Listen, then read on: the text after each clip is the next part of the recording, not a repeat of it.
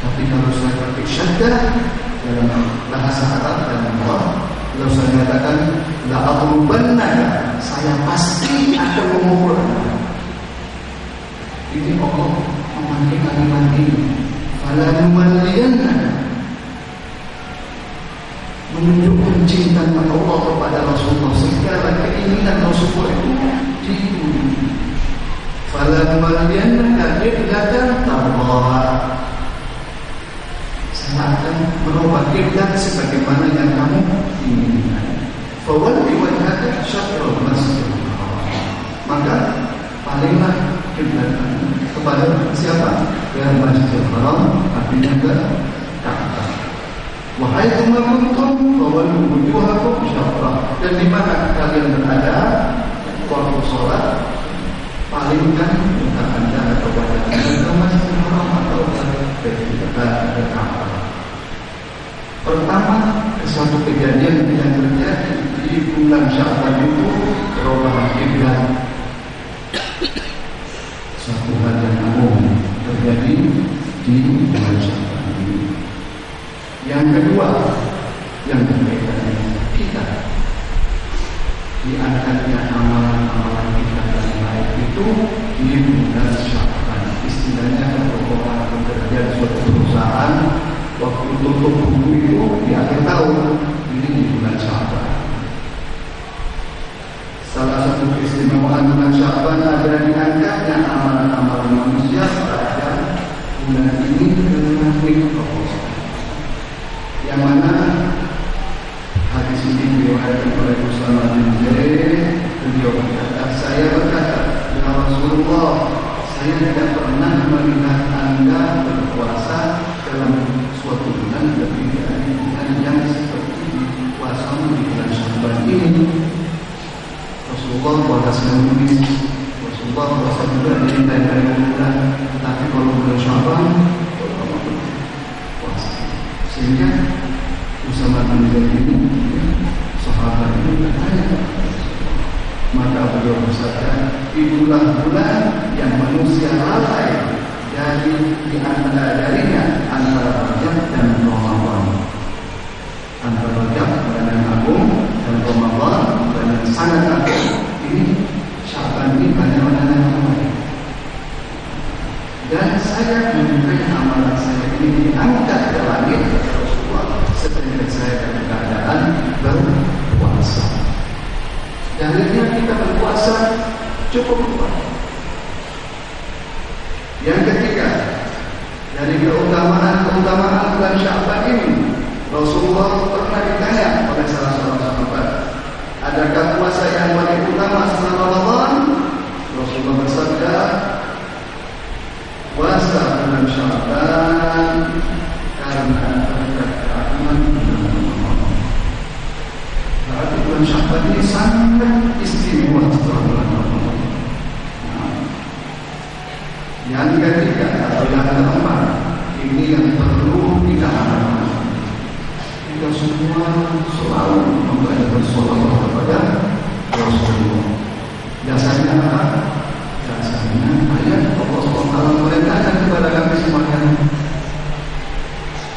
Inna Allah wa malaikatahu yusholluna 'alan nabi ya ayyuhalladzina amanu shallu 'alaihi wa sallimu taslima. Semua sudah mengetahui perintah salawat sangat agung Rasulullah, sehingga Allah SWT memerintahkan dimulai dengan Allah dan malaikatnya memuji Rasulullah, sehingga dianjurkan untuk bersalawat kepada Rasulullah. Ayat ini kapan turunnya? Ayat ini turunnya di bulan Sya'ban. Kira-kira agung tidak ada? Bulan Sya'ban yang agung tidak? Sangat agung. Banyak kejadian-kejadian yang istimewa yang turunnya di bulan. Lalu yang kelima, pada bulan Sya'ban terdapat malam yang sangat mulia dan penuh berkat, yaitu malam nisfu Sya'ban, yang insyaallah bertepatan dengan malam yang datang. Di malam inilah Allah SWT mengampuni orang-orang yang meminta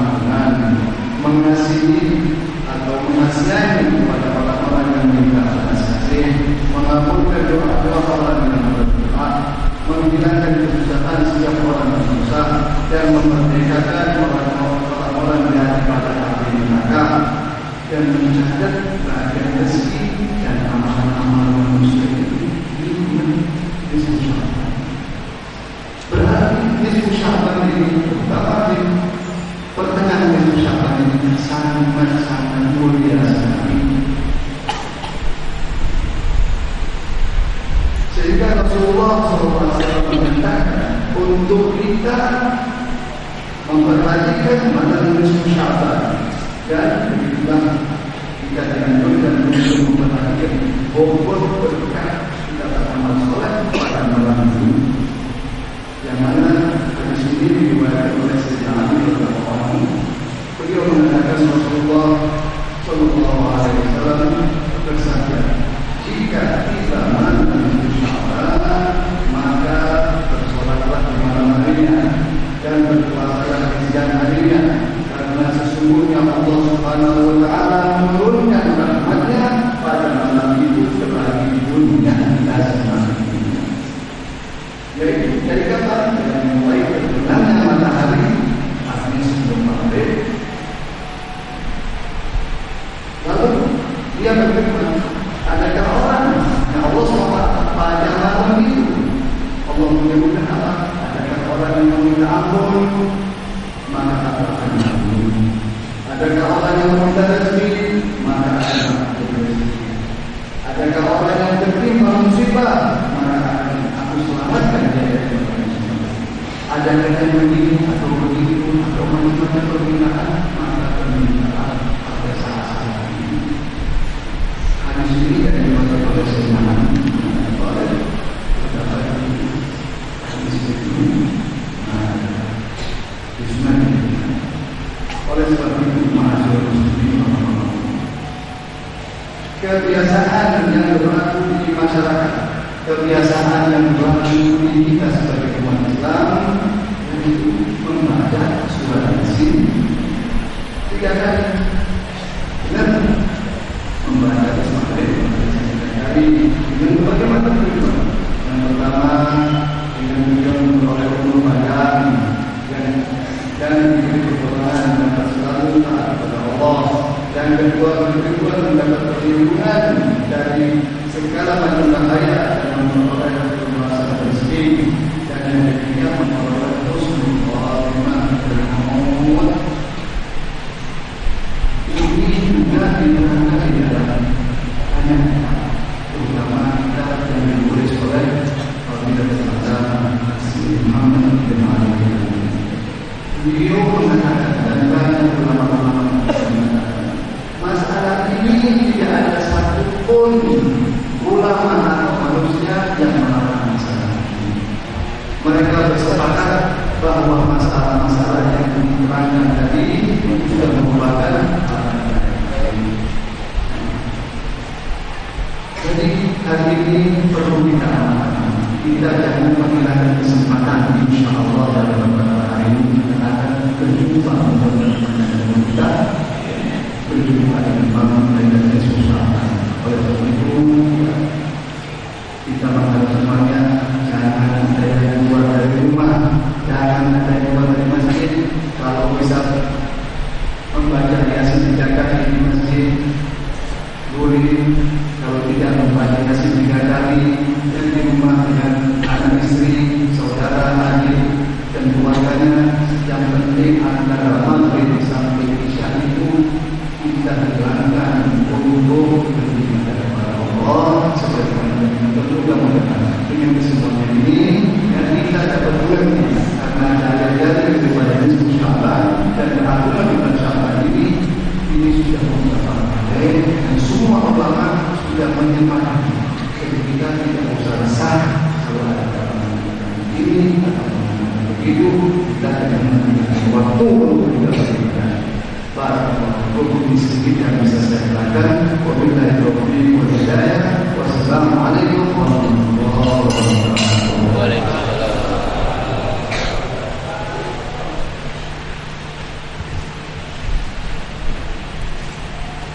Sallu ala Muhammad.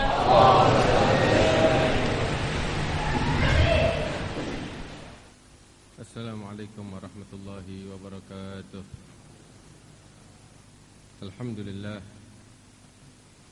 على ما أنعم وعلى ما تكرم. اللهم صل وسلم وبارك وكرم على سيدنا محمد الحبيب الأعظم وعلى آله وصحبه ومن على سلكه انتظم. أما بعد. الحمد لله. Para habaib, para kiai, para asatidzah, hadirin wal hadirat yang dimuliakan oleh Allah Subhanahu wa taala. Barusan kita telah mendengarkan apa yang disampaikan oleh Al-Habib Abdurrahman bin Abdul Qadir Basurrah tentang beberapa hal kemuliaan daripada bulan Sya'ban yang agung. Sebagaimana yang disampaikan oleh Al-Habib Abdurrahman dan juga yang sebagaimana minggu lalu kita sampaikan, bahwasanya di bulan Sya'ban ini terdapat beberapa mukjizat, kejadian-kejadian agung yang tidak kalah hebatnya dengan apa yang terjadi di bulan Rajab. Sebagaimana di bulan Rajab adalah bulan istighfar, bulan pengampunan Allah, demikian halnya bulan Sya'ban pun adalah bulan salat wassalam ala Nabi Muhammad sallallahu alaihi wasallam Nabiyil Mukhtar, dan merupakan bulan pengampunan terbesar dari Allah Subhanahu wa taala, sebagaimana yang kita ketahui betapa agungnya malam nisfu Sya'ban yang akan datang ini.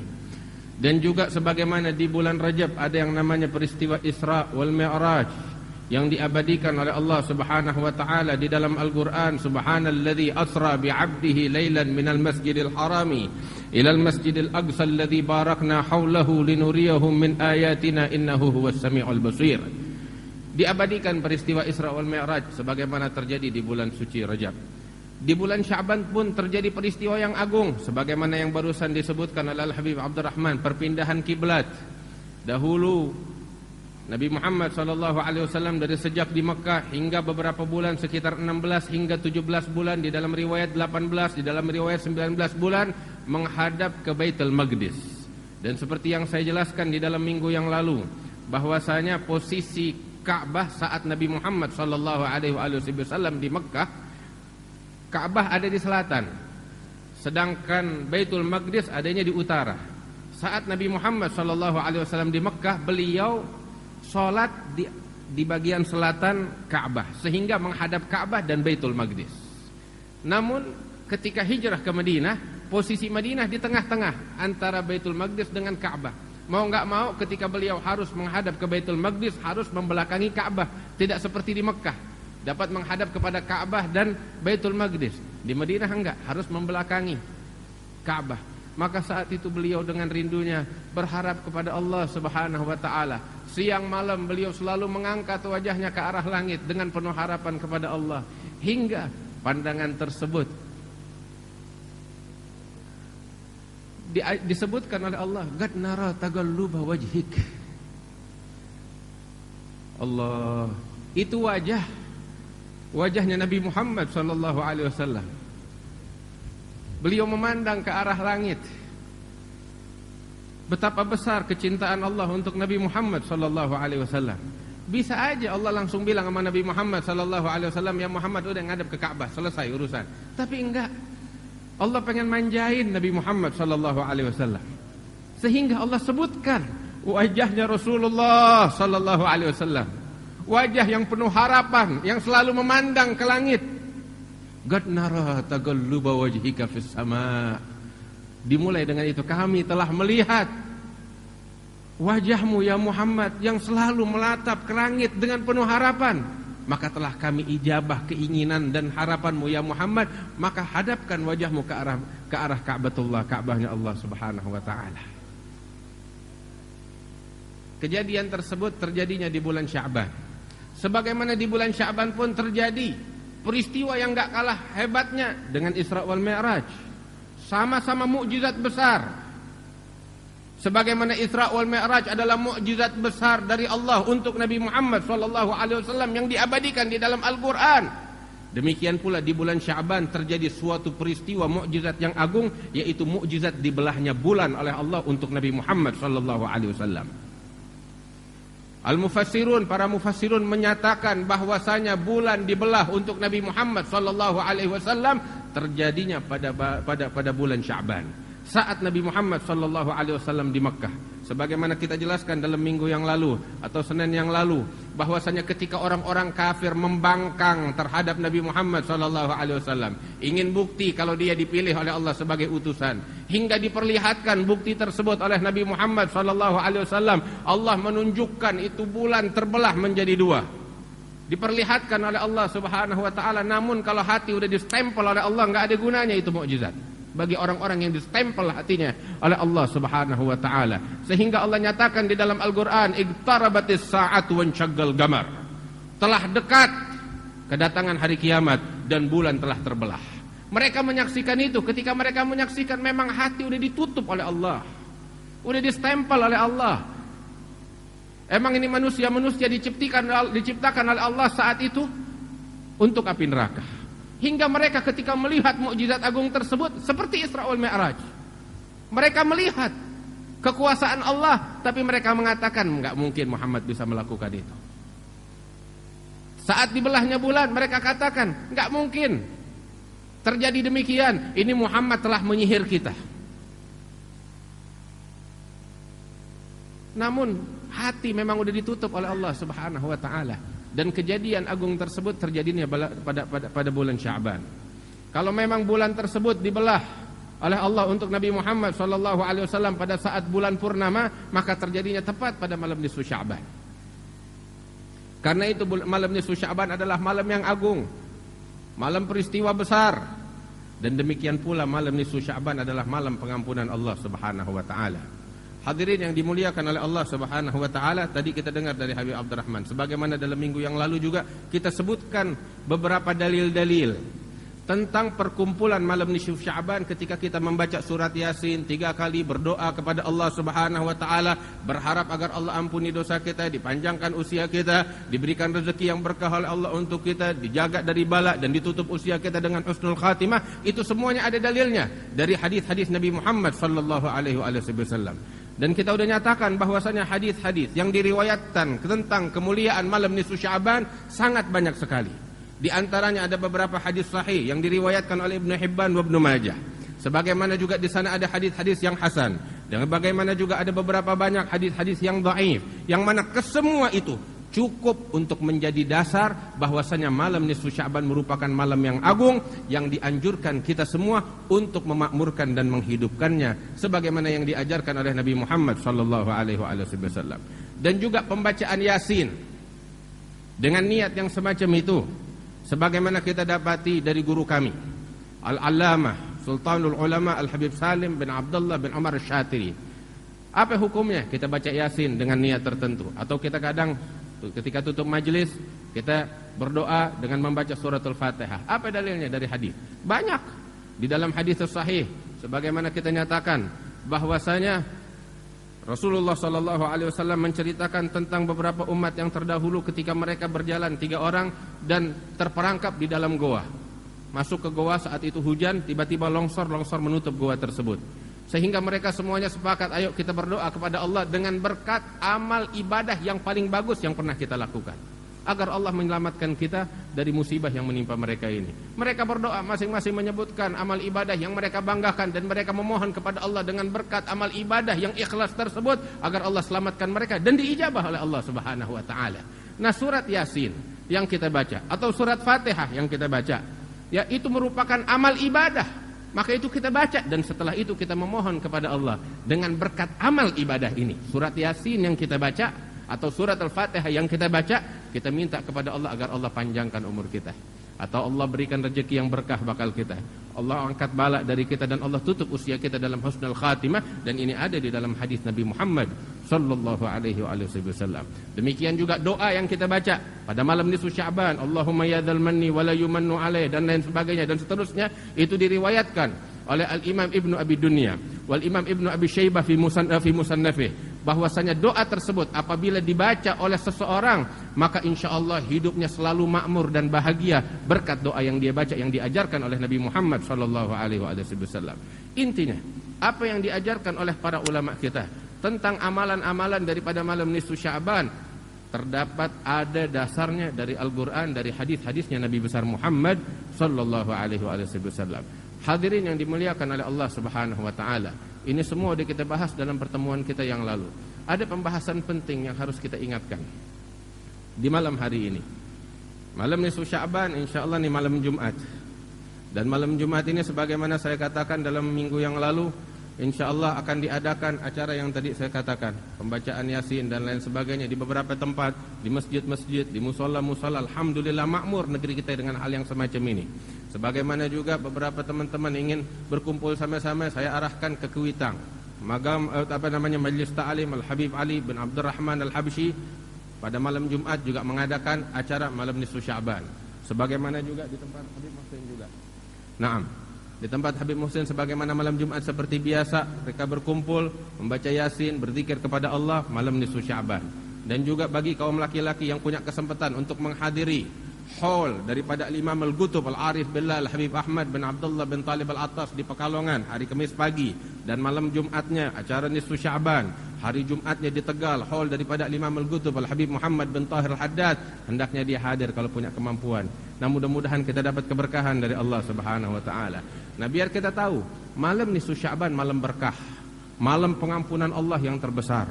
Sebagaimana diriwayatkan di dalam beberapa riwayat yang sahih, bahkan yang diriwayatkan oleh Imam Ibn Hibban, bahwasanya suatu malam ketika Rasulullah sallallahu alaihi wasallam bersama Sayyidatuna Aisyah, itu waktu malamnya Sayyidatuna Aisyah, sebagaimana nih malam juga malamnya Sayyidatuna Khadijah. Tadi pagi orang-orang perempuan mengadakan Al-Ihda Asyariyah, Sayyidatuna Khadijatul Kubra. Oh, ini malam kita baca tawassul bakal Sayyidatuna Khadijatul Kubra. Malamnya Sayyidatuna Khadijah istri Rasulullah sallallahu alaihi wasallam. Wa diriwayatkan di dalam hadis bahwasanya dari Al-Imam At-Tabrani wal Imam Ibn Hibban fi sahihi an Muadz bin Jabal, bahwasanya Nabi besar Muhammad sallallahu alaihi wasallam bersabda, "Yattali'u Allahu ila jami'i khalqihi lailatan nisfi min Sya'ban, fayaghfiru li jami'i khalqihi illa li musyrikin aw musyahin." Di dalam hadis yang diriwayatkan oleh Imam Ibn Hibban fi sahihi, bahwasanya Nabi besar Muhammad sallallahu alaihi wasallam bersabda, di malam nisfu Sya'ban Allah memberikan perhatian besarnya kepada sekalian hambanya, sehingga di malam nisfu Sya'ban tersebut Allah mengampuni sekalian hambanya, seluruhnya diampuni oleh Allah kecuali ada beberapa orang. Waduh, pengecualiannya siapa? Semuanya dapat pengampunan kecuali beberapa orang. Di antara yang tersebut di dalam ini hadis adalah orang musyrik dan orang yang saling mendengki satu sama lain. Na'udzubillah. Kemudian diriwayatkan oleh Imam Ibnu Majah dari hadis Sayyidatuna Aisyah radhiyallahu taala anha wa ardhaha, ketika malam saat Nabi Muhammad sallallahu alaihi wasallam lagi nginep di rumahnya Sayyidatuna Aisyah, di malamnya Sayyidatuna Aisyah. Tengah malam Sayyidatuna Aisyah lagi tidur, terbangun. Ketika terbangun melihat Rasulullah enggak ada di ranjangnya. Khawatir Sayyidatuna Aisyah. Ya namanya istri, dia sendiri bilang, "Saya sebagai perempuan, saya ketakutan. Timbul perasaan di hati saya, khawatir Nabi pergi ke rumah istri-istrinya yang lain. Padahal ini malam-malamnya saya." Keluar, nyariin Nabi Muhammad sallallahu alaihi wasallam. Ternyata dapetin Nabi Muhammad lagi di Baqi'. Pekuburan para sahabat Rasulullah sallallahu alaihi wasallam. Saat itu Nabi Muhammad lagi mengangkat kepalanya ke arah langit berdoa kepada Allah Subhanahu wa taala. Datang Sayyidatuna Aisyah dan menyampaikan apa yang ada di hatinya. "Ya Rasulullah, saya mencarimu di ranjang, engkau enggak ada. Terlintas di hati saya kecemburuan. Ternyata aku dapati engkau di sini." Maka Nabi Muhammad sallallahu alaihi wasallam tersenyum dan mengatakan, "Ya Aisyah, apakah engkau khawatir kepadaku?" Kata Rasulullah sallallahu alaihi wasallam. Terus Nabi Muhammad sallallahu alaihi wasallam mengatakan, "Ya Aisyah, innallaha ta'ala yanzilu lailatan nisfi min Sya'ban ila sama'id dunya fayaghfir li aktsar min adadi sya'ri ghanami kalb." Rasulullah sallallahu alaihi wasallam mengatakan kepada Sayyidatuna Aisyah, "Wahai Aisyah, sesungguhnya di malam nisfu Sya'ban Allah Subhanahu wa taala memberikan anugerah besar kepada sekalian hambanya, sehingga Allah mengampuni, memberikan pengampunan kepada sekalian hambanya sebanyak helaian bulu kambing yang dimiliki oleh Qabilah Kalb." Anda mau tanya, seekor kambing, jumlah bulu yang ada di dalam seekor kambing itu ada berapa banyak? Bisa ngitung nggak? Banyak banget. Nah, ini dari suku bangsa Arab ada namanya Qabilah Kalb. Dia dikenal, nih Qabilah ini suku pemilik kambing terbanyak di seluruh bangsa Arab. Nabi Muhammad SAW bilang, di malam nisfu Sya'ban Allah memberikan pengampunan sebanyak helaian bulu kambing-kambing yang dimiliki oleh suku Kalb tersebut. Masya Allah, berapa jumlahnya nggak tahu deh, terserah Allah. Mudah-mudahan kita diampuni nama Allah Subhanahu Wa Taala. Nah, cuman ada beberapa kelompok orang yang nggak dapat pengampunan Allah. Ini kelompok orang-orang yang rugi dunia akhirah. Khasirad dunya wal akhirah wa dzalika huwal khusranul mubin. Bagaimana nggak rugi? Musim hujan, sawahnya orang subur, dia sawahnya kering. Orang yang rugi macam begini. Bukan Allah yang pelit, dianya yang berpaling dari Allah. Dia nggak mau buka hatinya kepada Allah untuk mendapatkan pengampunan dan rahmat Allah. Wa illa Allah Karim, Ghafurur Rahim, Maha Pengampun, Maha besar anugerahnya. Cuman dia yang berpaling dari Allah Subhanahu Wa Taala. Siapa mereka itu? Yang pertama, sebagaimana di dalam hadis, orang musyrik. Orang yang musyrik menyekutukan Allah sebelum dia beriman kepada Allah, masuk ke dalam agama Islam, gak bakal dapat pengampunan dari Allah Subhanahu Wa Taala. Kemudian orang yang gak dapat pengampunan Allah, tahu siapa? Orang yang durhaka kepada kedua orang tuanya. Durhaka sama orang tua berat urusannya. Ya ikhwani wa ya ahbabi. Ini kita di sini dengar ini pengajian, tahu gak? Tujuan kita hadir pengajian mau ngapain? Supaya kita pulang ke rumah kita bakti sama orang tua kita. Kita ngaji supaya kita pulang kita jadi orang yang bakti sama kedua orang tua kita. Sebab orang yang bakti sama orang tuanya adalah orang yang dimuliakan oleh Allah dunia dan akhirat. Cari ke ujung barat dan ke ujung timur, gak bakal kita dapetin, bahkan non muslim pun sekalipun gak bakal kita dapetin orang yang sukses urusan dunianya, melainkan rahasianya di balik kesuksesannya adalah baktinya dia kepada ibu dan bapaknya. Bukan karena kecerdasannya, bukan karena kepintarannya, bukan karena dia sekolah di Jerman, di Amerika, di Eropa, dimanapun. Enggak. Tapi rahasia dari kesuksesannya karena baktinya dia kepada ibunya dan kepada orang tuanya. Demikian halnya orang yang sukses dalam urusan akhiratnya. Tanyakan kepada para aulia Allah. Mereka jadi wali-wali besar di sisi Allah. Rahasia di balik itu semua, di balik kesuksesannya di dalam urusan akhirat, karena baktinya kepada orang tuanya. Sayyidi Abdul Qadir Al-Jailani, manusia yang mulia di sisi Allah, Sultanul Aulia di zamannya. Nama beliau begitu harum hingga detik ini, wa ila yaumil qiyamah. Apa sebabnya beliau jadi macam begitu? Baktinya kepada ibunya. Sayyidina Al-Imam Al-Habib Ali bin Muhammad Al-Habsyi, Sultanul Aulia, pemimpin para aulia. Belum bicara, baru diri di atas mimbar. Baru diri di atas mimbar. Belum ceramah. Beliau Habib Ali Habsyi pakai tasbih di lehernya. Beliau diri di atas mimbarnya, beliau benerin tuh tasbihnya seperti orang benerin kerah bajunya. Baru bikin begitu, semua manusia yang di hadapannya pada nangis, ngegerung ngelihat wajah yang mengingatkan mereka kepada Allah Subhanahu Wa Taala. Adalah Habib Ali Habsyi, manusia yang mulia, belum ceramah, baru betulin tasbihnya yang ada di lehernya. Semua manusia udah nangis, ngelihat wajah yang mengingatkan mereka kepada Allah. Tahu bisa begitu kenapa? Baktinya sama orang tuanya, khususnya sama ibunya. Dia bilang, semasa hidup ibuku gak pernah aku merasa punya apapun, memiliki apapun. Sebab saya tahu apa yang saya miliki semuanya adalah milik ibu saya. Hingga kalau ibu saya ingin menjual saya di pasar, saya akan nurut akan perintah ibu saya. Saya mau dijual di pasar, saya bilang betul saya budaknya ibu saya, silakan dijual. Sampai begitu. Jadi manusia besar gara-gara bakti sama orang tuanya. Dari sejak kecil ngaji, kayak kita belajar nuntut ilmu. Ketika kita ngaji begini, kita sering dengar cerita para aulia. Nih sekarang kita dengar Habib Ali Habsyi, kita dengar Syekh Abdul Qadir Jailani. Habib Ali Habsyi pun waktu belajar begitu, dengar kisahnya para aulia, salihin, orang-orang besar di sisi Allah, manusia-manusia suci. Habis ngaji, pertama yang beliau lakukan ketika pulang ke rumah, tahu ngapain? Nyamperin ibunya, cium tangan ibunya, cium dengkulnya, cium kakinya. Terus bilang sama ibunya, Umi, barusan saya ngaji sama Habib ini.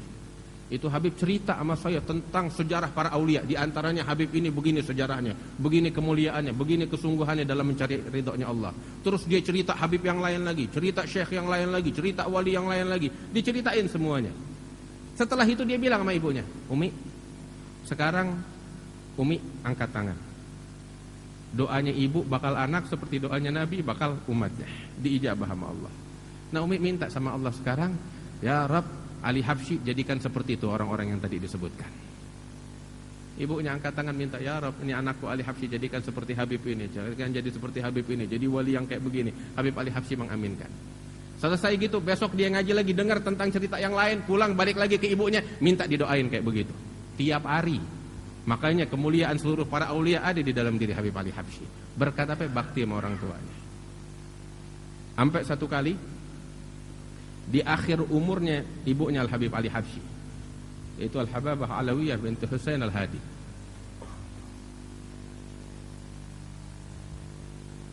Allah, ini perempuan salihah, macam Sayyidatuna Maryam binti Imran, ibunya Habib Ali Habsyi. Waktu kawin sama habanya Habib Ali Habsyi, nggak ada kayak kita dipajang laki perempuan, kagak. Bawaan kemahalan kagak ada apa-apa. Orang susah miskin, sampai dicemooh sama beberapa orang di kampungnya. Ya masa kawinan kayak begini. Tiba-tiba gurunya Al-Imam Al-Qutub Al-Habib Ahmad bin Umar bin Samaid bilang, kalian kagak tahu nih Alawiyah binti Husain Al-Hadi, waktu dia malam pengantin yang ngarak dia malaikat. Makanya lahir Ali bin Muhammad Al-Habsyi. Yang ngarak dia malaikat. Kenapa? Dia jauhin hal-hal yang diharamkan sama Allah dalam acara perkawinannya. Keluar manusia suci Ali bin Muhammad Al-Habsyi. Sampai di akhir umurnya nih, Hababah Alawiyah bilang sama Habib Ali anaknya, ya Ali, nih di negeri kita banyak aulia-aulia besar. Undang mereka semuanya ke rumah kita tanggal sekian. Diundang sama Habib Ali Habsyi atas perintah ibunya. Diundang Al-Habib Idrus bin Umar Al-Habsyi, Imam Al-Wadi. Diundang Al-Habib Muhsin bin Alwi Saggaf. Diundang orang-orang besar semuanya. Wajah mereka tuh ente lihat mengingatkan Allah Subhanahu wa taala. Nama mereka kalau disebut bergetar arsy-Nya Allah. Dikumpulin semuanya di rumah Habib Ali Habsyi, disediain makan. Habis makan mereka pada duduk semuanya.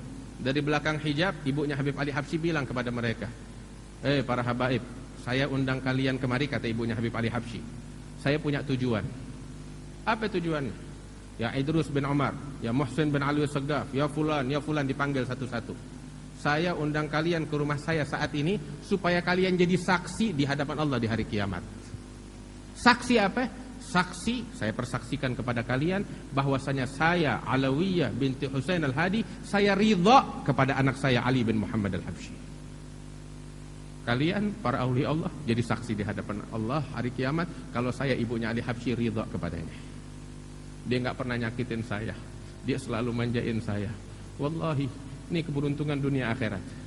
Kalau Habib Ali Habsyi kagak punya apa-apa kecuali entu doang, cukup bakal dia kemuliaan dunia akhirat.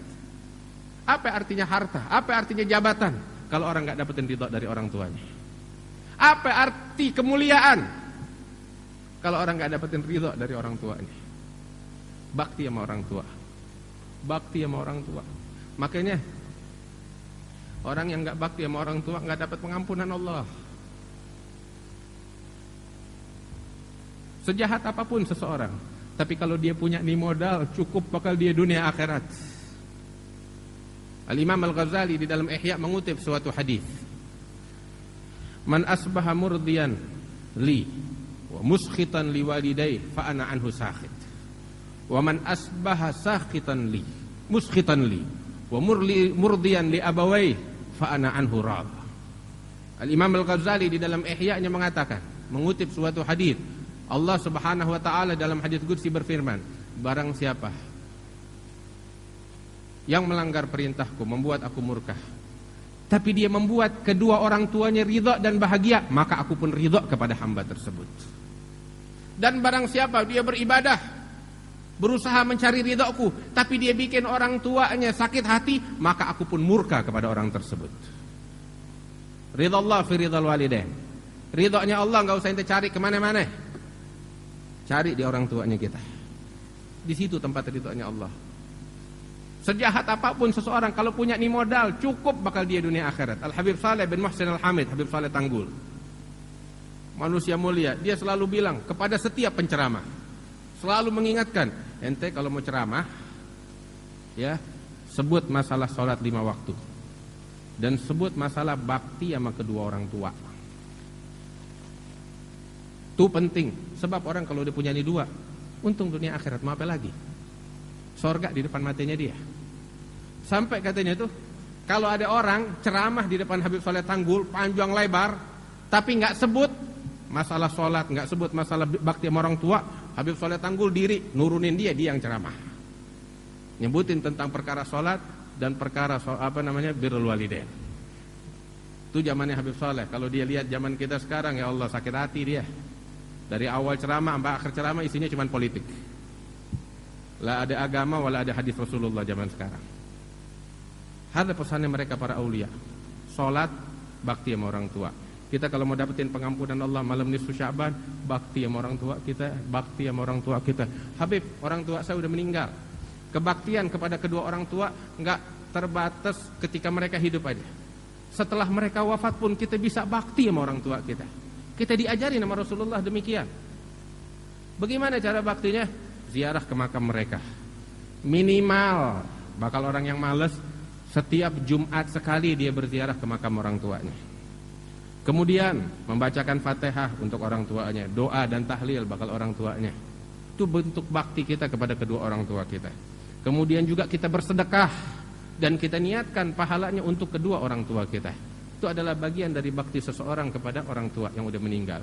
Dan di dalam hadis yang disebutkan oleh Rasulullah sallallahu alaihi wasallam, "Inna min abarril bir an yabirrar rajul ahla wuddi abi."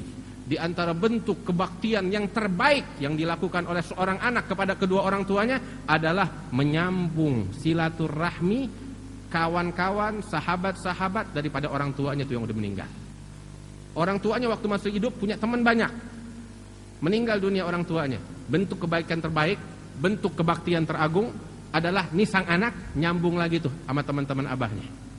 Itu adalah bentuk kebaktian yang terbaik yang dilakukan oleh seorang anak kepada orang tuanya udah meninggal dunia. Karena itu bakti sama orang tua. Hadirin yang dimuliakan oleh Allah, malam Jumat bentar lagi malam nisfu Sya'ban. Pulang dari sini nih PR-nya kita ya. Punya orang tua, cium tangannya, cium kakinya. Saya punya kakek Habib Salim Jindan. Ada satu orang hidupnya melarat. Bilang sama Habib, "Habib, doain saya Habib biar pengen kaya." Habib Salim bilang, "Jangan deh, ntar kalau kaya ntar lupa diri." Oh, dirongrong terus Habib Salim Jindan minta didoain. Sampai akhirnya anak punya kakek bilang, Habib Salim Jindan, "Ente pengen kaya?" "Ya, Kek." "Ibu ente masih ada?" "Masih." "Tiap hari pagi ente datang ke rumahnya ente punya ibu, ambil air, cuci ente punya kakinya ente punya ibu. Habis ente cium tangan, cium kakinya dia, cuci tuh, basuh kaki ibu ente, minum airnya. 3 bulan 10 hari, kalau lo nggak kaya jangan panggil gue Habib Salim Jindan." 3 bulan 10 hari jadi orang kaya. Gara-gara bakti sama orang tuanya. Alhasil ini PR bakal kita bawa nih. Sebelum masuk nisfu Sya'ban, minta ridho dari orang tua kita. Minta ampun, minta maafnya, minta dia ridhoin kita.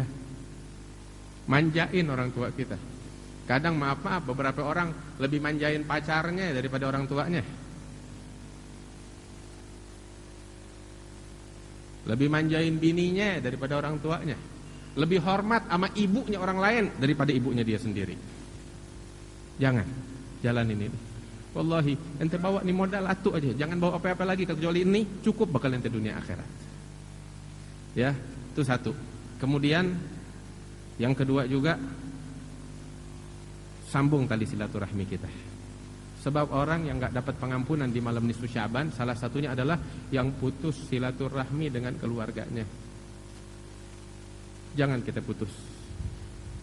Lihat diri kita, introspeksi. Ada gak keluarga kita, baik yang jauh maupun yang dekat, yang kita putus hubungan sama dia? berselisih, atau nggak ada perselisihan tapi nggak pernah kita perhatiin, udah lama, cari tahu. Nah kita ngalah, kita datang dan kita minta maaf, sambung lagi. Habib dia yang kurang ajar sama saya, Habib. Mestinya dia datang ke saya minta maaf sama saya. Kalau modelnya kayak begitu, tunggu-tungguan sampai datang ajal, kagak ada yang nyambung tadi silaturahmi. Tapi kita ngalah walaupun dia yang salah.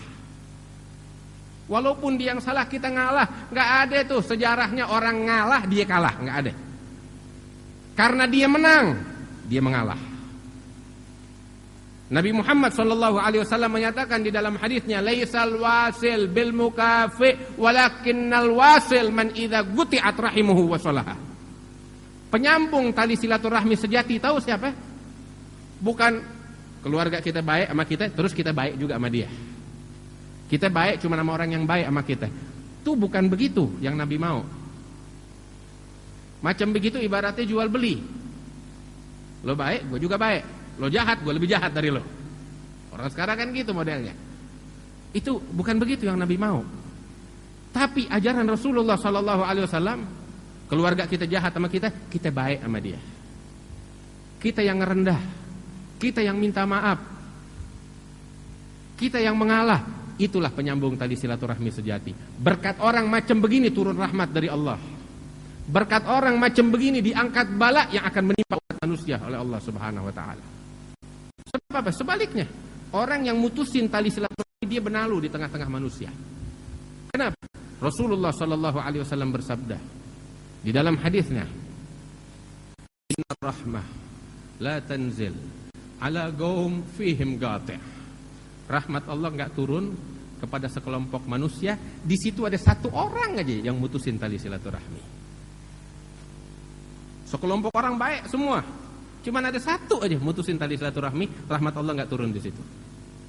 Habib Abdullah Haddad di dalam Nasaih Diniyahnya bilang, itu kalau cuma satu. Bagaimana kalau ada dua? Bagaimana kalau ada tiga? Bagaimana kalau ada banyak? Masalah problem yang menimpa umat sebenarnya bukan gempa, bukan tsunami, bukan ini, bukan itu. Ini dia penyebab. Ketika orang mutusin tali silaturahmi, itu problem sesungguhnya, itu bala sesungguhnya, itu musibah sesungguhnya. Cuman orang lebih memikir urusan dunia. Ya'lamuna zahiran minal hayatid dunya wa hum 'anil akhirati hum ghafilun. Cuman tahu bentuk fisik dari urusan dunia, urusan akhirat dia enggak ambil pusing. Padahal bala sesungguhnya ini dia. Kehancuran penyebab sesungguhnya ini dia. Benar lu. Habib Abdullah Haddad bilang tuh kalau satu, kalau dua bagaimana? Kalau tiga bagaimana? Aduh. Makanya musibah silih berganti turun sama kita. Itu keadaan rahmat enggak turun kalau ada ini orang berlalu. Bagaimana keadaan ini orang yang sama sekali dimurkai oleh Allah Subhanahu wa taala? Ya Allah, berat. Makanya orang yang punya akal, punya iman, dia mengalah, datang udah. Biarin deh nanggung malu. Yang penting Allah ridho sama kita. Biarin mau digebrak tuh pintu depan muka kita, enggak apa-apa. Yang penting Allah ridho sama kita. Sekali diusir, dua kali diusir, tiga kali dia juga bakal luluh hatinya. Dia enggak luluh juga, Allah tahu kalau ente penyambung tali silaturahmi. Ente enggak masuk di dalam golongan orang-orang yang dimurkai sama Allah. Begitu. Malam nisfu Sya'ban mau masuk. Persiapin diri kita untuk dapat pengampunan Allah dengan cara begini. Bakti sama orang tua, sambung tali silaturahmi, dan yang ketiga nih sebenarnya banyak, cuman ini intinya. Orang yang saling mendengki satu sama lain. Membenci, menghasud. Kesian orang begini. Hidupnya sempit. Hidupnya sempit. Enggak enak. Orang kalau dia punya penyakit hasud, penyakit dengki, kagak enak. Di dunia, hidupnya kagak enak, sempit tuh dunia yang luas bakal dia. Dan di akhirat lebih berat lagi. Dia capek-capek ibadah, tuh ibadahnya semuanya kebakar pahalanya karena sikap hasudnya, dengkinya dia kepada sesama muslim. Itu sampai disebutkan di dalam riwayat, dua orang yang saling berselisih satu sama lain, saling mendengki satu sama lain, membenci satu sama lain. Itu malaikat bilang, ya Rabb, ini mau diampunin juga apa enggak? Allah bilang enggak. Tunggu sampai dia berdamai baru diampunin. Kalau dia enggak berdamai biarin terus. Kalau keduluan sama ajal repot urusannya. Nah, ini 3 orang nggak dapat pengampunan Allah di hari malam nisfu Sya'ban. Dan di malam-malam yang lain termasuk bulan Ramadan, Rasul bilang, fa idza lam yughfar lahu fihi famata. Kalau nggak diampunin itu waktu, mau kapan lagi dapat pengampunan Allah? Karena itu, bawa ini nasihat ya. Bawa ini nasihat. Tinggal berapa hari lagi? Berapa hari lagi? Alhamdulillah sekarang itu udah enak. SMS bisa bikin tuh broadcast, daripada kita nyebarin omongan-omongan kagak jelas dengan broadcast. Ya, bikin tuh dengan broadcast kita, minta maaf kita sama saudara-saudara kita, sama teman-teman kita. Ya, ini nisfu Sya'ban mau masuk. Ini apa yang kita dengar, sampaikan. Ya, minta maaf sama keluarga kita, sama teman-teman kita yang ada di daftar kontak kita tuh yang di HP. Ya, minta maaf, minta ampun. Ya, saling berdamai satu sama lain. Wah, insyaallah kita dapat pengampunan besar dari Allah Subhanahu wa taala. Hadirin yang dimuliakan oleh Allah Subhanahu wa taala, sebelum saya tutup, ada beberapa hal yang ingin saya sampaikan. Besok hari Selasa Hadrah Basaudan untuk orang-orang perempuan, sekalian penutupan ziarah di Hadrah Basaudan, penutupan hadrah, yaitu di makam Al-Habib Al-Arif Billah Al-Habib Abdurrahman bin Abdullah Al-Habsyi Cikini. Khusus orang perempuan dari jam 9 pagi sampai jam 12. Terus juga zuhurnya Hadrah Basaudan lagi di kediaman almarhum guru kita Al-Habib Mundir bin Fuad Al-Musawa untuk orang perempuan. Ya. Kemudian juga masih banyak juga pengumuman-pengumuman yang lain. Terus juga saya ingin sampaikan, sebagaimana tanggal 12 April yang lalu di bulan Jumat, kita Majelis Rasulullah sallallahu alaihi wasallam bekerja sama dengan Majelis Al-Wafa bi Ahdillah mengadakan acara daurah pesantren kilat. Itu waktu tanggal 12 April kita bicara tentang bagaimana cara memakmurkan masjid.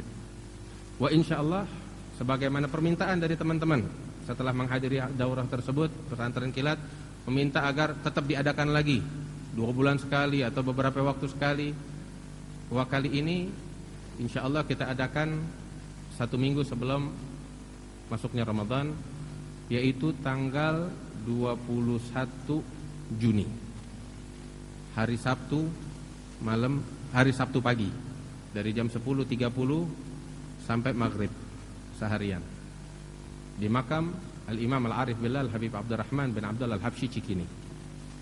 Ya, daurah tanggal 21 April, hari Sabtu, dari jam 10.30 pagi sampai jam 18 sampai maghrib. Nah,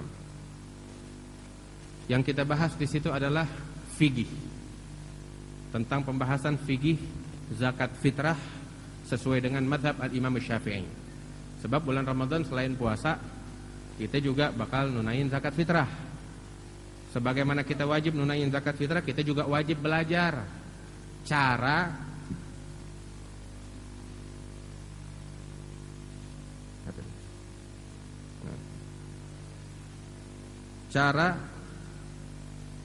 menunaikan zakat fitrah yang diajarkan oleh Nabi Muhammad SAW.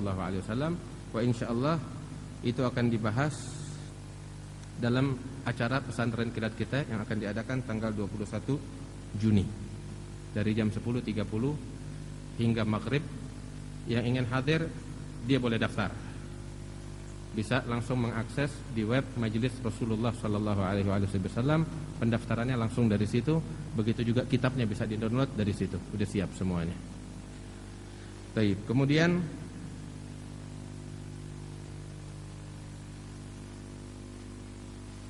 bulan suci Ramadan. Bulan suci Ramadan, bulan berkah. Banyak program-program Ramadan yang insyaallah akan diadakan oleh Majelis Rasulullah. Di antaranya insyaallah acara daurah juga pesantren kilat di beberapa wilayah insyaallah. Ya, kabarnya, detailnya atau lebih rincinya nyusul bakal kita tampilkan di website kita. Wah, insyaallah akan kita adakan pesantren kilat Ramadan di 15 wilayah. Insyaallah, mudah-mudahan Allah kasih kemudahan dan Allah kasih lancar. Yang punya kesempatan untuk hadir, kita harapkan kehadirannya. sebagaimana masih ada beberapa program-program lain khusus untuk bulan suci Ramadan. Mudah-mudahan Allah bimbing kita ke jalan yang diridai oleh Allah. Mudah-mudahan Allah kasih berkah kepada kita di bulan Rajab yang sudah berlalu, bulan Sya'ban yang tersisa, dan Allah sampaikan kita hingga kita dapat bulan suci Ramadan dalam keadaan sehat, dalam keadaan afiat, dalam keadaan yang diridai oleh Allah Subhanahu wa taala. Hadirin yang dimuliakan oleh Allah Subhanahu wa taala, kita sebentar lagi pengen dengar apa yang ingin disampaikan oleh Al-Habib Muhsin bin Idrus Al-Hamid. Namun sebelum itu, setelah kita tutup ini acara, kita ingin sedikit baca tahlil yang dipimpin oleh Habib Hud, dan juga nanti kita sholat gaib bersama-sama. Kebetulan kemarin atau tadi pagi kita kehilangan seorang ulama besar dari Jawa Timur, yaitu Al-Alamah Ad-Da'i Ilallah Bapak Kiai Haji Idris Marzuki Lirboyo, yang mudah-mudahan beliau diangkat derajatnya oleh Allah Subhanahu wa taala. Kalau nggak salah beberapa kali datang ke sini juga zaman Habib Mundir, dan memang hubungan dekat sama Habib Mundir, sama saya juga dekat, sama teman-teman. Ya, beliau juga tergabung di Ikatan Majlis Al-Muwasalah Baina Ulama'il Muslimin. Beliau meninggal dunia. Mudah-mudahan Allah angkat derajat beliau. Sebagaimana juga kita kehilangan salah seorang tua kita, salah seorang habaib dari Semarang, orang tua kita yang sangat kita cintai, yaitu Al-Habib Ahmad Al-Munawwar, yang kalau kita sering dengar itu Toha Putra, Ahmad bin Toha Al-Munawwar. Beliau meninggal dunia hari ini gitu, barusan. Mudah-mudahan Allah ampunin dan Allah angkat derajat beliau.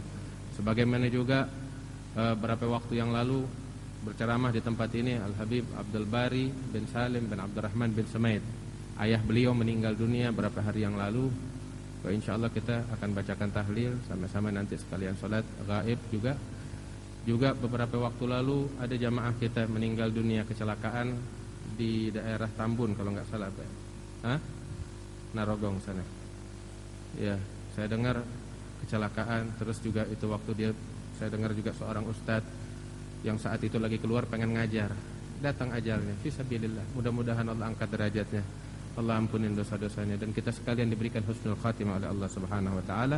Dan kita dengar apa yang akan disampaikan oleh Habib Muhsin bin Idrus Al-Hamid.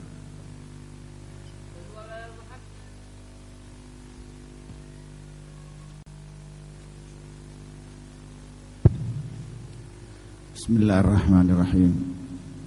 Allahumma salli ala Sayyidina Muhammad wa ala alihi wa sahbihi wa barik wa sallam. Assalamualaikum warahmatullahi wabarakatuh. Para hadirin dan hadirat yang dimuliakan Allah, para habaib, para kiai yang hadir di tempat ini, yang saya tidak bisa menyebut satu persatu, khususnya Al-Habib Nabil bin Mundir Al-Musawa, Majlis Surah, Al-Habib Sofyan Baswedan, dan Habib Sofyan Baseban, Al-Habib Abdurrahman Basura, Al-Habib Hud Al-Atas, dan yang lain-lainnya. Saya hanya menyampaikan sedikit. Ingin saya sampaikan bahwa tadi telah kita mendengar uraian, tausiah, ceramah, hadis yang disampaikan oleh para guru-guru kita. Dan saya hanya mengingatkan bahwa majelis ini, majelis Rasulullah SAW, ke depan sebagaimana yang dicita-citakan oleh almarhum Al-Habib Mundir bin Fuad Al-Musawa, dan sudah kita mulai. Ke depan kita akan melebarkan dakwah kita ini bukan hanya di Jakarta saja. Kita akan ke Tangerang, ke Bekasi, dan yang lain-lain di Jabodetabek ini. Sampainya nanti ke seluruh Pulau Jawa, insya Allah. Itu yang diisyaratkan oleh almarhum Al-Habib Mundir. Suratnya, dia mengirim surat kepada saya untuk itu. Dan untuk kegiatan itu, para hadirin, saya harapkan bantuan daripada yang hadir ini semuanya. Sebetulnya orang Islam ini sangat kaya di Indonesia. Saya sedikit menyampaikan bahwa setiap tahun yang 87% penduduk Indonesia ini orang Muslim, setiap tahunnya membayar pajaknya rokok 110 triliun. 110 triliun. Dan setiap tahun tidak kurang dari 300 triliun uang orang Islam dibakar. Kita tiap tahun membakar 300 triliun nikmat yang diberikan oleh Allah dalam bentuk rokok. Dan tiap tahun 20 triliun obat yang dikeluarkan oleh orang yang merokok. Saya mengingatkan ini, saya minta dari yang hadir ini untuk berhenti merokok sampai akhir bulan. Uangnya kumpulin ke Haji Sukron, buat bayar gedung, buat bayar tempat yang kita pakai untuk dakwah kita. Itu yang ditulis di websitenya MR itu.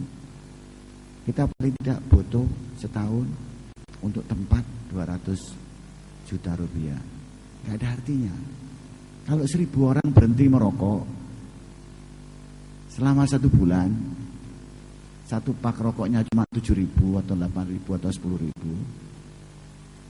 tinggal kita kalikan sudah selesai itu dakwah. Tapi nggak bisa.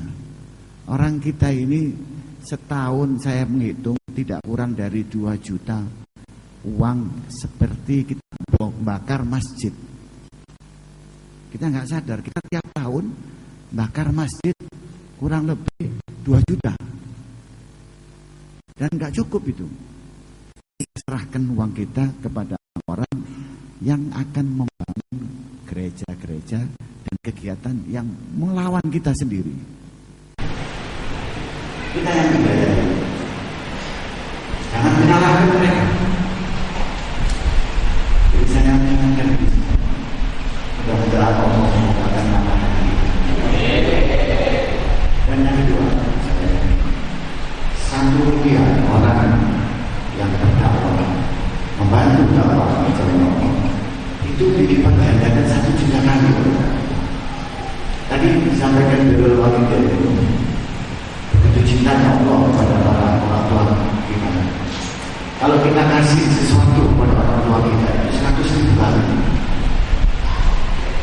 Kalau kita kasih untuk umatnya Nabi Muhammad yang berdakwah itu dilibatkan 1 juta kali. Orang yang cerdas, orang yang pintar pasti bisa menggunakan uangnya untuk manusia. Karena itu akan ditanya. Ini yang ingin saya sampaikan. Marilah kita khususnya di bulan puasa 1 juta kali itu akan dilipat gandakan oleh Allah. Nggak tahu lagi berapa yang akan dikasih oleh Allah. Mudah-mudahan kita dimudahkan oleh Allah. Dan para jamaah, ada dosa-dosa yang tidak dimaafkan dengan puasa. Ada dosa-dosa yang tidak dimaafkan dengan sholat. Tapi Allah memaafkan dosa itu melalui sedekah kita. Karena saya mohon kepada para hadirin semuanya, kalau bisa mulai pagi sahur sampai buka puasa tidak merokok. Kalau mau beli rokok, ingat apa yang saya sampaikan ini. Bayangkan bahwa kita akan membakar masjid. Mudah-mudahan dengan itu berhenti kita. Saya hanya mengingatkan itu saja, dan nantinya dakwah kita ini akan kita sebarkan. Tadi Al-Habib Ahmad Jindan telah menyatakan bahwa kita akan membuat daurah-daurah di setiap tempat-tempat. Nanti akan kita umumkan. Saya berharap nanti di setiap titik di Jakarta ini akan ada tempat-tempat kita untuk menuntut ilmu, ada tempat kita untuk sama-sama duduk mengingat Allah, ada tempat kita bisa beramal mengingat Allah. Mudah-mudahan dikabulkan oleh Allah. Rabbana atina fid dunya hasanah wa fil akhirati hasanatan wa qina adzabannar wa adkhilna jannata ma'al abrar. Ya Aziz, Ya Ghaffar, Ya Sattar, Ya Alim, Ya Rabbal Alamin. Wa sallallahu ala Sayyidina Muhammad wa ala alihi wa sahbihi wa barik wa sallam. Alhamdulillahi Rabbil Alamin. أفضل الذكر فاعلم أنه لا إله إلا الله لا إله إلا الله لا إله إلا الله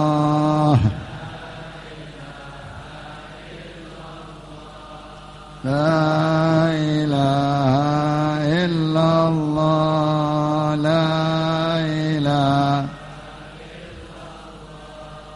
لا إله إلا الله لا إله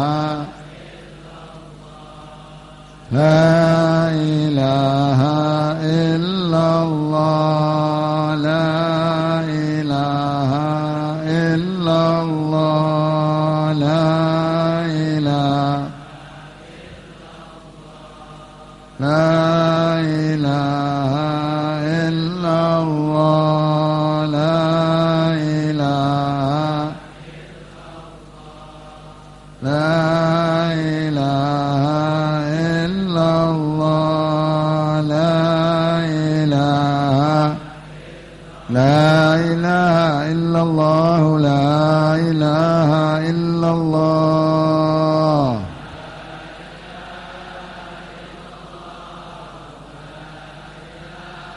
لا إله إلا الله لا إله إلا الله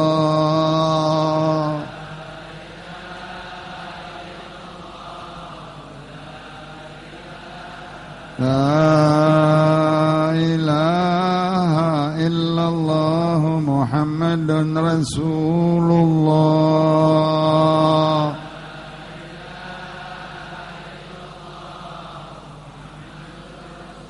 اللهم صل على محمد اللهم صل عليه وسلم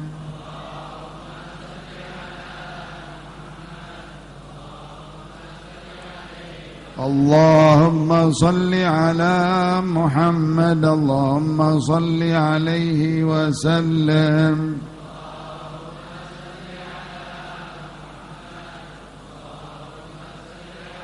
اللهم صل على محمد يا ربي صل عليه وسلم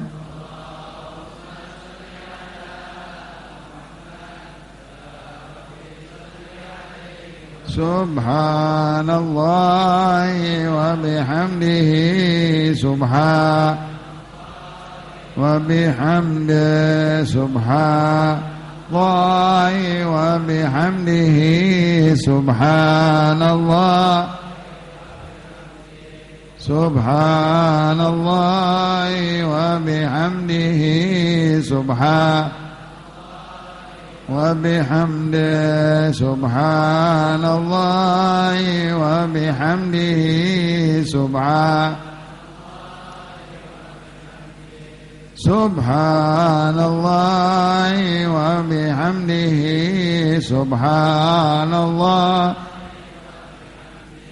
سبحان الله وبحمده سبحان الله العظيم اللهم صل على حبيبك سيدنا محمد وآله وصحبه وسلم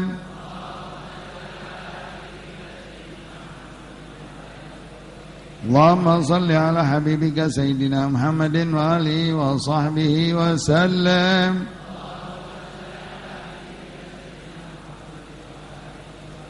اللهم صل على حبيبك سيدنا محمد وآله وصحبه وبارك وسلم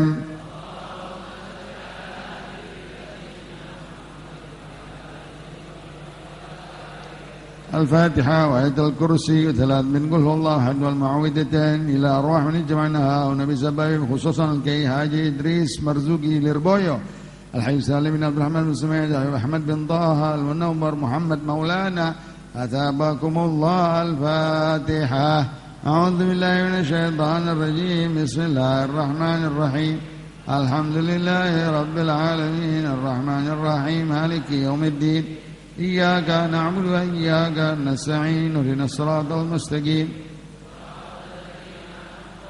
غير المغضوب عليهم ولا الضالين آمين الله لا إله إلا لا تأخذ سنة ولا نوم له ما في السماوات وما في الأرض من ذا الذي يشفع عنده إلا بإذنه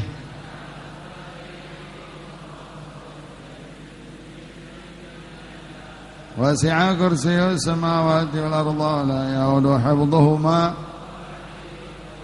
بسم الله الرحمن الرحيم قل هو الله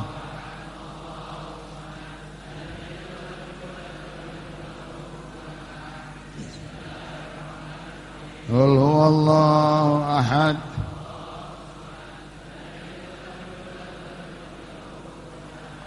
بسم الله الرحمن الرحيم قل هو الله أحد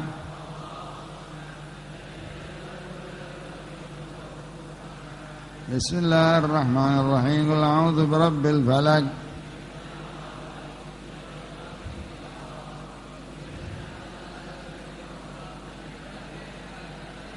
بسم الله الرحمن الرحيم قل أعوذ برب الناس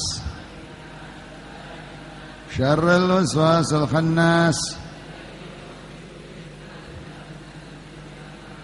بسم الله الرحمن الرحيم الحمد لله رب العالمين حمدا يوافي نعمه ويكافئ مزيدا يا ربنا لك الحمد كما ينبغي لجلال وجهك ولعظيم سلطانك سبحانك لا نحصي ثناء عليك أنت كما أثنيت على نفسك فلك الحمد حتى ولك الحمد إذا رضيت ولك الحمد بعد اللهم صل وسلم على سيدنا محمد في الأولين وصل وسلم على سيدنا محمد في الآخرين صل وسلم على سيدنا محمد في كل وقت وحين صل وسلم على سيدنا محمد في الملأ الأعلى إلى يوم الدين صل وسلم على سيدنا محمد حتى ترث الأرض ومن عليها وأنت خير اللهم اجعل وأوصل وتقبل ثوابا ما قرأنا من القرآن العظيم وما هللنا وسبحنا وما صلينا على حبيبك سيدنا محمد صلى الله عليه وسلم بيد الليلة الشريفة اللهم اجعله هدية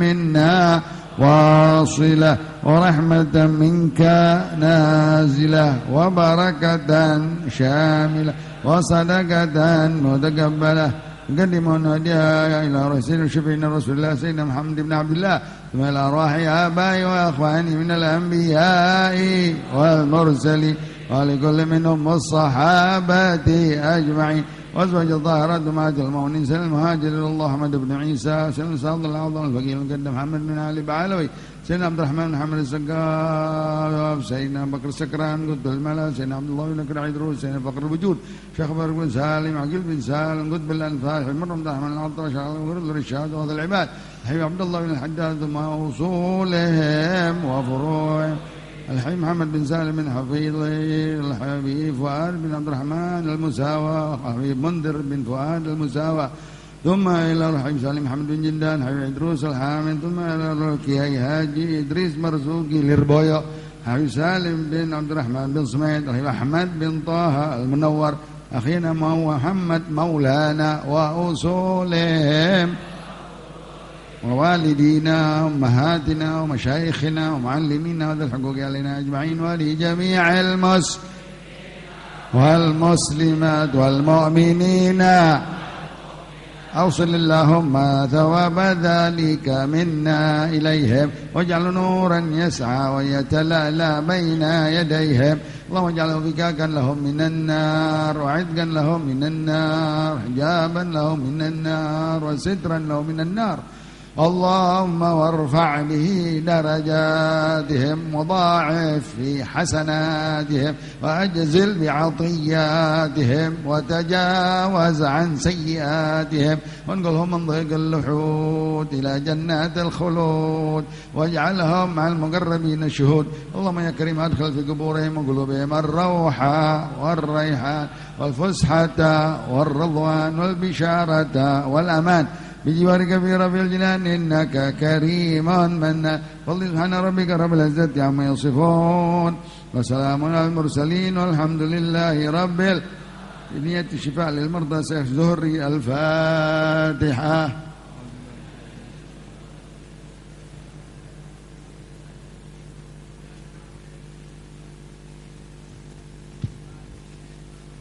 اللهم صل وسلم على سيدنا محمد وعلى آل سيدنا محمد. ولقد أشرت لنعت من أوصافه تحيي القلوب تهيج الأشجان، والله قد أثنى عليه فما يساوي القول منا أو يكون ثنانا، لكن حبا في السرائر قد دعا لمديح صفوة ربنا وحدانا. وإذ امتزجنا بالمودة ها هنا نرفع أيدي فقرنا ورجانا للواحد الأحد العلي إلهنا، متوسلين بمن إليه دعانا، مختاره وحبيبه وصفيه زين الوجود به الإله حبانا. يا ربنا يا ربنا يا ربنا بالمصطفى اقبلنا أجب دعوانا. أنت لنا يا ذخرنا في هذه الدنيا وفي أخرانا. أصلح لنا الأحوال واغفر ذنبنا ولا تؤاخذ ربي إن أخطانا، واسلك بنا في نهج طه المصطفى ثبت على قدم خطانا. أرنا في فضل منك طلعة أحمد في بهجة عين الرضا ترعانا، واربط به في كل حال حبلنا وحبال من ودى ومن والانا، والمحسنين ومن أجاب نداءنا وذوي الحقوق وطالبا أوصانا، والحاضرين وساعيا في جمعنا ها نحن بين يديك أنت ترانا. ولقد رجوناك فحقق سولنا واسمع بفضلك يا سميع دعانا، وانصر بنا سنة طه في بقاع الأرض وجمع كل من عادانا، وانظر إلينا واسقنا كأس الهنا واشفي وعافي عاجلا مرضانا، واقض لنا الحاجات واحسن ختمنا عند الممات وأصلحا عقبانا. ربي واجمعنا وأحبابا لنا في دارك الفردوس يا رجوانا. يا ربي واجمعنا وأحبابا لنا في دارك الفردوس يا رجوانا. يا ربي واجمعنا وأحبابا لنا في دارك الفردوس يا رجوانا. بالمصطفى صل عليه وآله ما حركت ريح الصبا أغصانا. سبحان ربك رب العزة عما يصفون وسلام على المرسلين والحمد لله رب الفاتحة.